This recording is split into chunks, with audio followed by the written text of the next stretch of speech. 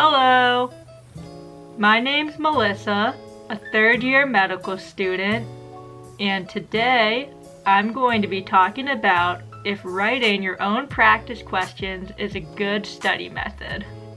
A few years ago, I was actually super into writing my own practice questions. This was before Anki, before I learned how to speed up videos.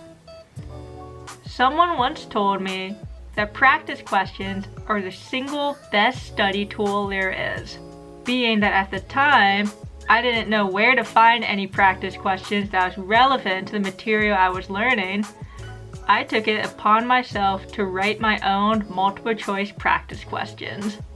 My logic for writing my own practice questions was that I felt like this would be a good form of active studying. When I was writing my own questions, I felt like my brain was working harder. I could feel the material churning around in my head, and even trying to come up with good distractors for the questions felt like a form of studying. I used to write these practice questions on Quizlet, and was even able to crank out over 1,000 of them. So, after all that, is writing your own practice questions a good study method? While writing practice questions felt like a good active form of studying at the time, and even while my classmates would always tell me how much they appreciated them, in the end, I don't think this was a sustainable study method. The biggest problem as a student writing questions instead of doing them is that I had no idea if my questions were even high yield or not.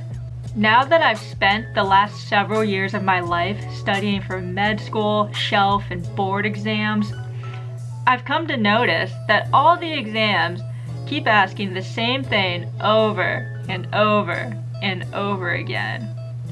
For example, I just took my pediatric shelf exam last Friday, and because I did over 500 UWorld questions in preparation, I knew that I was contractually obligated to get a strep throat question or to get a newborn respiratory distress question.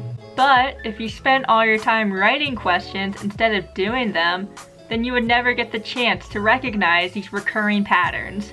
And as a novice student writing practice questions not only for myself, but for my classmates, it was basically the blind leading the blind. The other biggest downside to writing your own practice questions is that this method takes forever.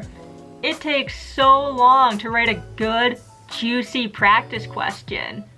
Time that I could have spent doing UWorld, TrueLearn, Grays, Robbins, etc., etc. There are so many practice questions for med students that cover high-yield material.